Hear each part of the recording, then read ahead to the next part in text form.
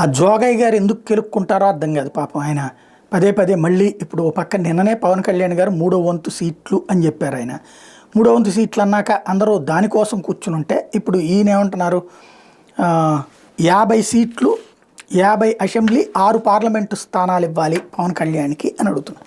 ఆయన 3వ వంతు అంటే అక్కడ వచ్చేటప్పటికి ఆ 58 సీట్లు అవుతుంది నెంబర్ 1. రెండవది దీంట్లోనైనా సరే దాదాపుగా 8 సీట్లు అన్నట్టు కదా పార్లమెంట్కి పవన్ కళ్యాణ్ అడుగుతున్నటువంటిది. ఇటు ఈయన ఇప్పుడు అన్నారు. ఓ పక్కన వీళ్ళు తెలుగుదేశం అనుకూల మీడియా, వైసీపీ అనుకూల మీడియా ఇద్దరూ కూడా అసెంబ్లీకి కాదు ఇది అడుగుతోంది, స్థానిక సంస్థలకి అడుగుతున్నారు అన్నటువంటి పాయింట్ రైజ్ చేస్తున్నారు. 3వ వంతు సీట్లు అన్నటువంటి అలాంటి సందర్భంలో ఇది మాట్లాడుతున్నారు. ఒకటి, పవన్ కళ్యాణ్ ఎన్ని తీసుకోవాలనుకున్నారో ఆయనకి తెలుసు, చంద్రబాబు నాయుడు ఎన్ని ఇవ్వాలనుకుంటున్నారో ఆయనకి తెలుసు. కాకపోతే ముందు సీట్లని అనౌన్స్ చేయకుండా చంద్రబాబు అనౌన్స్ చేశారు అన్నటువంటి దాంతో కోపగించినటువంటి కార్యకర్తలను సంతృప్తి పరిచేందుకోసం, సైకలాజికల్ సాటిస్ఫాక్షన్ కోసం మాత్రమే ఈ ప్రక్రియ సాగింది.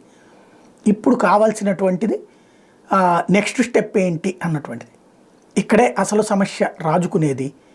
ఈయన చెప్పినట్టు 50 ఇస్తారా? తెలుగుదేశం వాళ్ళైతే 50 ఇవ్వడానికి ఏమాత్రం సిద్ధంగా లేరు. అవసరమైతే పొత్తు క్యాన్సిల్ చేసుకోవడానికి సిద్ధంగా ఉన్నారన్నటువంటి మాట వినబడుతుంది. ఏం జరుగుతుందో చూడాలి.